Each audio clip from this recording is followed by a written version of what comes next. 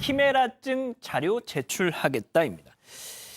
자, 오늘 오전에 경북 구미 3세 여아 친모 석 씨에 대한 3차 공판이 있었는데, 자, 일단 뭐 내용 전달해 드리기 전에 친모 이 석 씨가 받고 있는 혐의부터 간단하게 좀 정리를 해보죠. 네, 한 달 만이라서 조금만 설명드리겠습니다. 네. 첫 번째는 미성년자 약취 유인 혐의입니다. 그러니까 친모 석 씨가 자신이 낳은 딸을 그 딸이 김 씨가 낳은 손녀와 바꿔치기 했다. 산부인과에서 바꿔치기 한 다음에 손녀가 어디론가 가도록 만들었다. 이것이 첫 번째 혐의이고요. 두 번째가 사체 은닉 미수 혐의입니다. 그러니까 자신의 딸이 숨졌는데 빌라에 숨진 채 발견되니까 그 시신을 나중에 숨기려고 했다. 이 혐의 두 가지가 적용되고 있습니다. 네.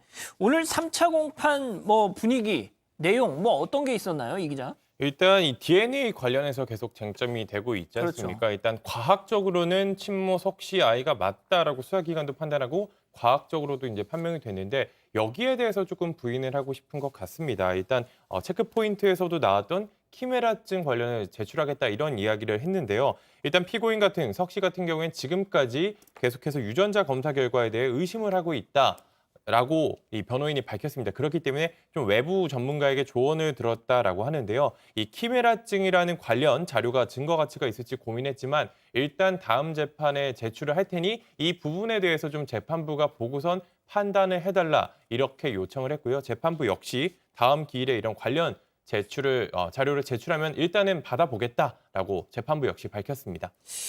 교수님, 키메라가 보통 그렇지 않습니까? 제가 아는 키메라는 이제 몸은 염소, 꼬리는 뱀, 뭐 이런 상상 속 동물이고, 또 예전에 그 파페라 가수, 한국계 파페라 가수 그렇죠. 키메라 씨 있지 않습니까?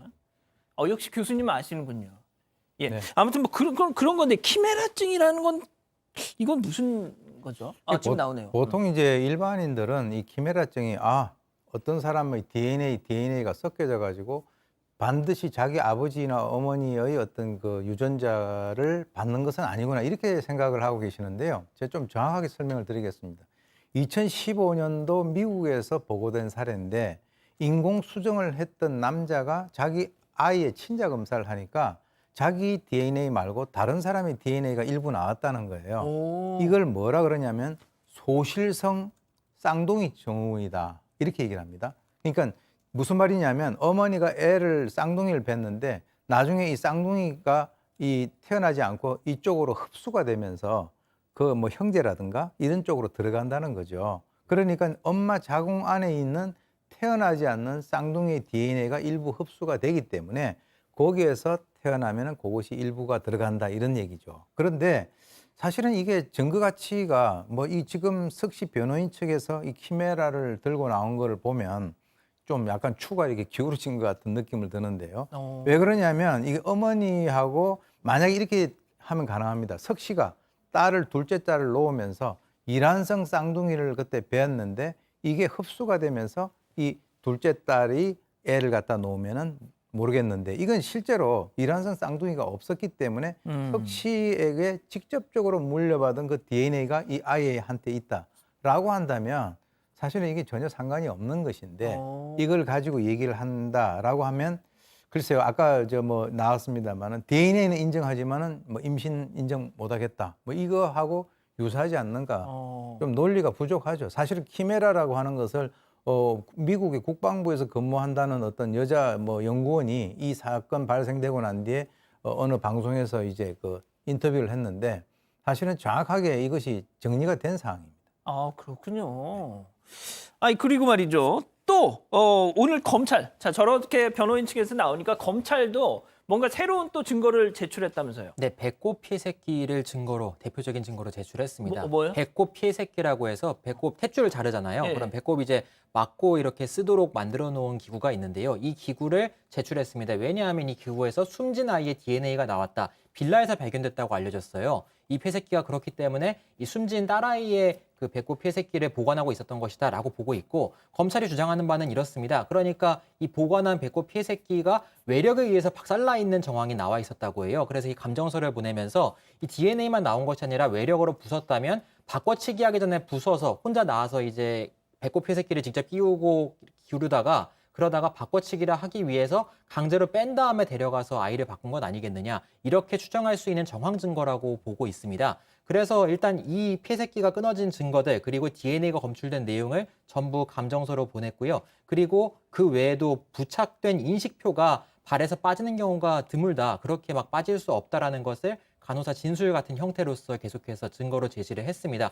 오늘 영상 나오고 있는데 그래서 검찰이 제출한 증거들, 이 증거들 중에서 특히 배꼽 피해 새끼가 앞으로 아이 바꿔치기, 미성년자 약취 유인 혐의를 가늠할 수 있는 결정적인 증거가 될지 주목되고 있습니다.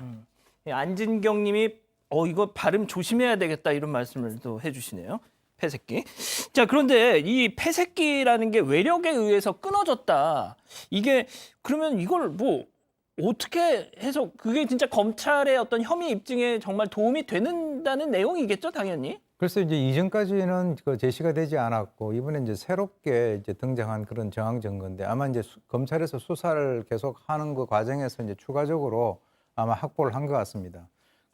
저희 뭐 보통 일반 분들 같은 경우는 이제 뭐 배꼽 폐새끼라고 하는 것이 있느냐 없느냐라고 하는 그거 자체도 잘 모르시는 분들이 많은데 실제로 이것이 이제 외력에 의해서 끊어졌다는 것은 어떤 알지 못하는 누군가가 외력을 작용을 시켰다라고 그렇게 이제 하기 때문에 이것이 아이를 바꿔치기 한 굉장히 그 중요한 것이 아닌가라고 이제 검찰에서 주장을 하고 있는 것 같아요.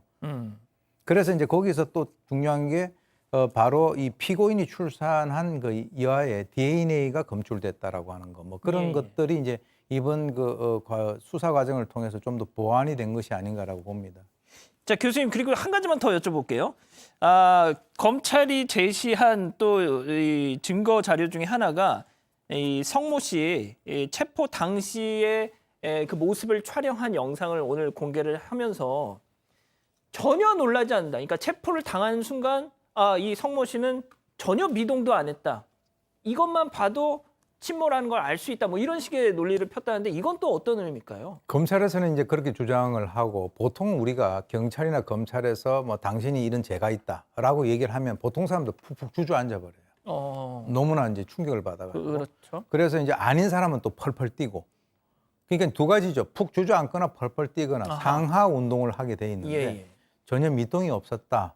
그러니까 이제 그것은 검찰에서 이제 의심을 하고 있는 것은 이미 이것이 올 것이 왔다라고 하는 그런 어떤 나름대로의 마음의 정리가 된 것은 아닐까라고 생각을 하고 있는데 실제로 이제 이 변호인 측에서는 이 피의자가 놀라지 않았다라고 하는 것을 갖다가 마치 다 알고 있거나 엄청난 사실을 알고 있다는 증거 자료로 하는 것은 그건 너무나 일반화가 아니냐라고 이제 지금 얘기를 갖다 하고 있는 거예요. 그래서 이 두 가지에 대한 것은 이제 재판부에서 어떤 식으로 이걸 받아들일까 그거는 좀 귀추가 주목이 됩니다.